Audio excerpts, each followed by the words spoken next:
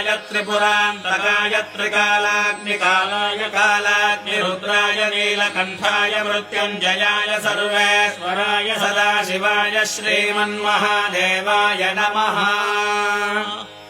नमो हिरण्यवाहवे सेनान्ये दिशाञ्चपतये नमो नमो वृक्षेभ्यो हरिकेशेभ्यः पशूनाम् पतये नमो नमः स्वस्मिञ्जराय त्विषीमते पथीनाम् पतये नमो नमो बभ्रुषाय विव्याधिनेन्द्राणाम् पतये नमो नमो हरिकेशायोपवीतिने पुष्टानाम् पतये नमो नमो भवस्य हेति जगताम् पतये नमो नमो रुद्राय काविने क्षेत्राणाम् पतये नमो नमः सूताय हन्त्याय वनानाम् पतये नमो नमो रोहिताय स्थपतये वृक्षाणाम् पतये नमो नमो मन्त्रिणे वाणिजाय कक्षाणाम् पतये नमो नमो भुवन्तये वारिवस्कृताय औषधीनाम् पतये नमो नमो उच्चैर्घोषाय क्रन्दयते पद्धीनाम् पतये नमो नमः कृत्स्नभीताय धावते सत्त्वनाम् पतये नमः।